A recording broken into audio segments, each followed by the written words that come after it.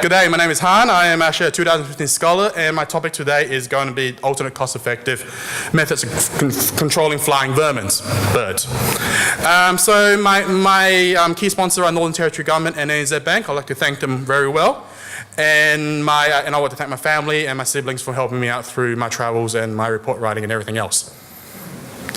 So just a little description of myself. I am a tropical fruit farmer from Lumber Lagoon, 60 k's out of town. I'm near the famous jumping crocodile cruises. Got a little problem later to deal with those. I've got 250 hectares of farming land, and we're both family owned and operated, and our parents are working on there right now. So the fruits that I grow on the farm, we've got the famous R2E2s. Everyone knows that. We've got our own proprietary mango called TVP1 and TVP6 here. We also grow water apples, which is an Asian equivalent to a nashi pear-ish, and also durian. If you're curious what a durian looks like, that's what it looks like inside. And this is a pomelo, which is 3.5 kilogram, very large citrus. We also grow jackfruit. So, to talk about bird, most horticulture and agriculture sector has a bird problem. But you think about Australia, it's not as bad as the Dutch. They've got a big, massive problem. Because under this photo, you can see the crows here are, and the seagulls are a little bit larger than normal. So, the bird problems that we have on the farm, it's Magpie Geese. It is native to Australia. And it usually reside in the wetlands and other areas. And they have their nest there and stuff. So the waterfowl season is the main issue that comes out on the farm. They get hunted out and they've come on the farm for safe refuge. So, and these are, they stand in trees, which are quite an annoying problem for me. So we have other bird problems, for example, rainbow lorikeets, sulphur-crested cockatoos, and corellas. And we also have an increase in population in bats. So one of the issues that we have is the density of the magpie geese, and in this photo it shows you the problem that I have with them taking off after a 1 hour lunch break at my farm. So the damages that I get on my fruit itself, we'll get the typical mango damage, jackfruit, and also durian. Durian's a hard fruit shell. You can literally throw it at someone's head and do a lot of damage, and they're meant to break through it.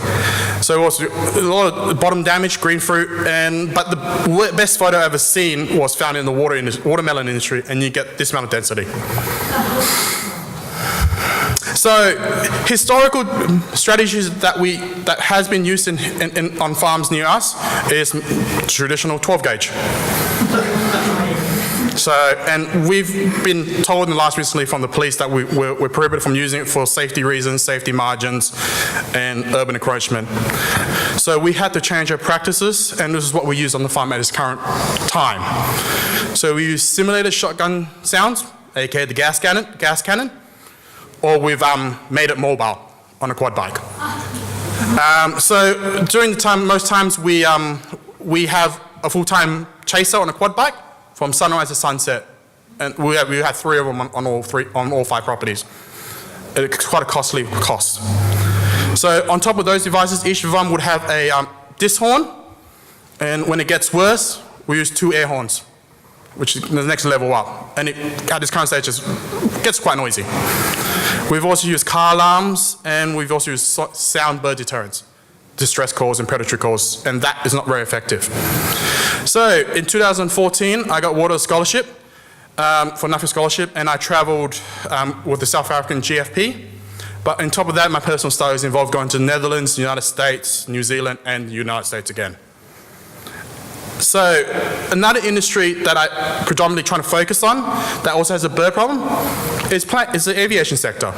Most Nuffield travellers, they'll know the planes, we get on the plane, but also in the Dutch airports have major issues. When the seagulls as large as they are, 747 there. So when they two collide, they end up like this. Luckily everyone made out of it, no problems. So this was hit by 2 Canadian geese. So during my travels, I collected some data from the pilots, so I created a passenger logbook. I did some data analysis, and I came up with this.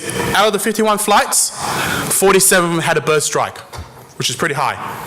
And in addition to that, I asked them what technology they know. So with this technology, most of them know simulator shotguns and noise deterrents. Most of them don't know any of that deterrents.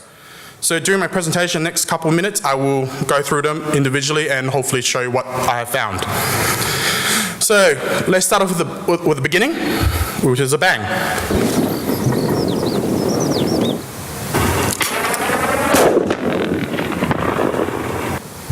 So this is a pyrotechnic explosion. This one was actually taken from Eindhoven Airport in Netherlands. I had to visit.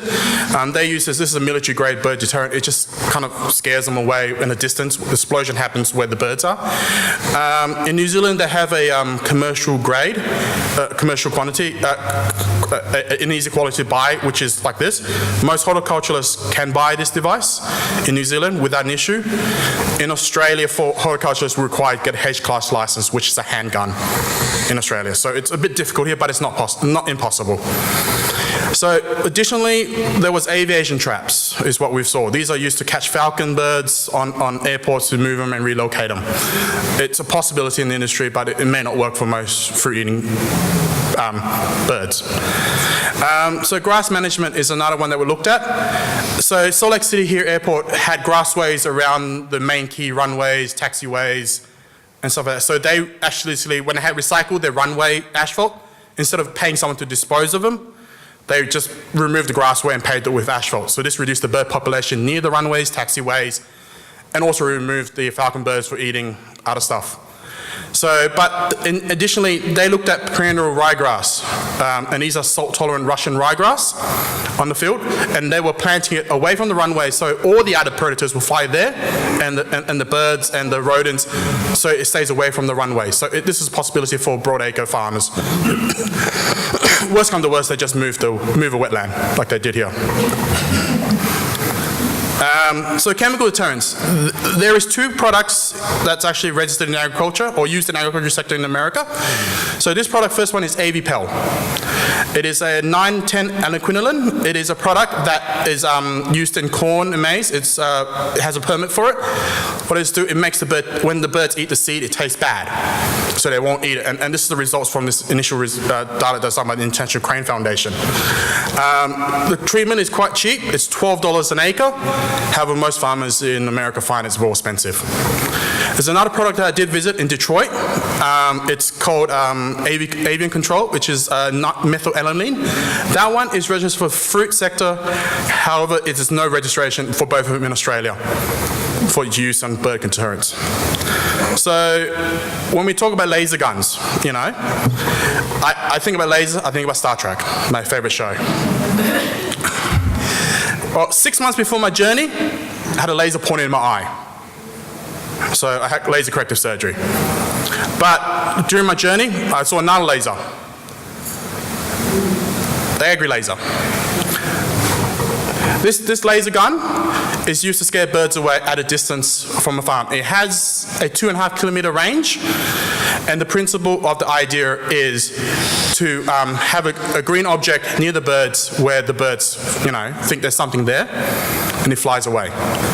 I have 2 devices on the farm right now. I have a third one in order, and I find it very effective on the farm as the current practice.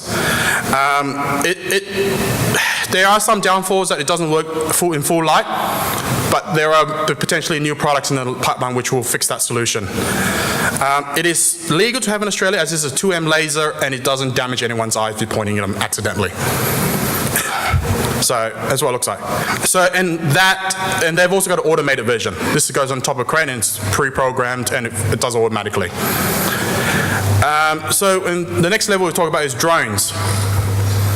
Drone here, everyone knows the Phantom 4. Everyone uses that for photography. The great photos of, you know, cities, landscape, uses that. It's a great 1080p camera. In New Zealand, everyone uses, in New Zealand, some of the cherry farmers, they use this with a sound box underneath to scare birds away. So an octocopter goes for 20 minutes, comes back, and gets recharged, and goes again. However, in Netherlands, they got a different one. We'll introduce to you the RoboBird.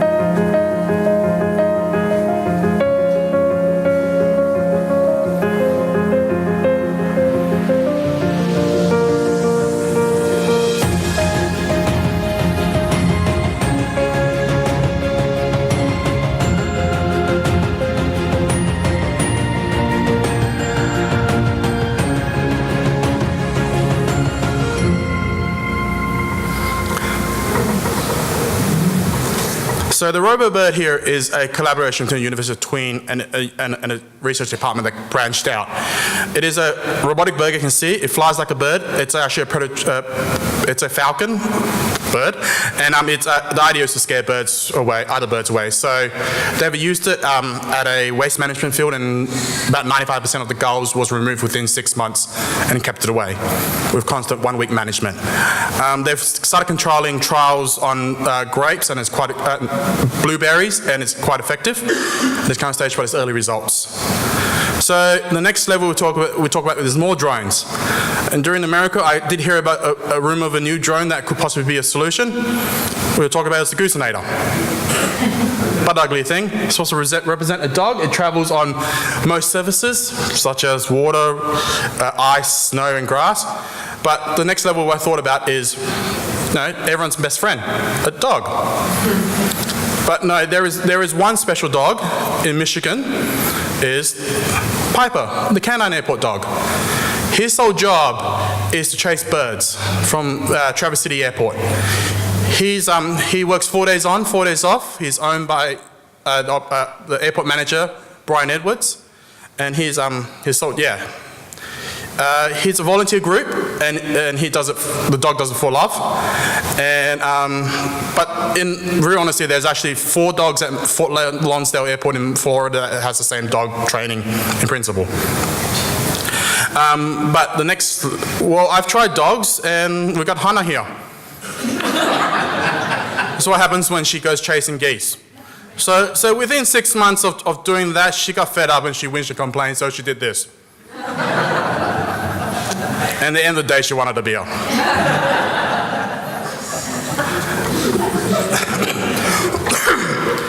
So we talk about falconry.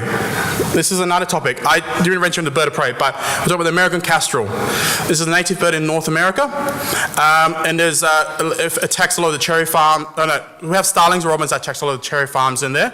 So the American kestrel is a native predator to it. So Michigan State University has created a PhD study for a scholar called Megan Shave, and she was to introduce falcon boxes into cherry farms. And these cherry farms, they introduced 25 of them onto the farms around the neighborhood, and 23 of them are filled. The population of starlings and robins has dropped, and then there was one recorded, which is recorded here. The one recording was the falcons would bring back a starling back to feed its chicklings. So it has shown a drop in population. A lot of the farmers are now introducing these boxes in the area. Could be a possibility for some of the cherry farmers here. So in the future, there is other technologies that I did visit at Birchright Conference in Chicago last month. So we've got the sonic net technology. It's a speaker array system which produces a low hum to inhibit communications between birds, and it also becomes a bird deterrent that is annoying for them, but to us it's just a low hum, and we won't hear much. It needs to be tuned to the bird itself, but it's still in the prototype phase, and it should be tested. Another technology I looked at is light enterprises. Is using UV light to create an artificial barrier around areas. The birds hate UV light. Blue light they hate. They've determined by research. So they're using UV light as tuned to the birds, and physically when an eagle comes along and hits it, it drops or it flies away and doesn't go through that barrier. And this was done in a fishery. So to sum up, so we looked at technologies like, for example, visual deterrent. So we got agri-laser and UV deterrent. The UV light deterrent is still in testing phase, so it should be developed. Sound deterrent, got pyrotechnic explosion and sonic net, which are both applicable. Chemical deterrents, we got 2 products there, not registered in Australia, but further research is needed. And the natural predators such as dogs and falcon boxes, which are a possibility, as well as RoboBird. But in the recommendation that I did find out, during my travels through my Nuffield travels, I found that there is no single solution to fixing a bird problem. You need to do a multi-pronged approach to fixing your problems. So, when we talk about birds, this is the couple final slides. We're talking about birds. Think about birds. It always drives us all nuts. So, when a Dutch airport manager thinks about it's all nuts, he does this. Shoves his head in a trap. Doesn't want to listen to it. So, and that pretty much finished my slides. So, next time you guys have a banana, right, in the morning, have a mangadana. you.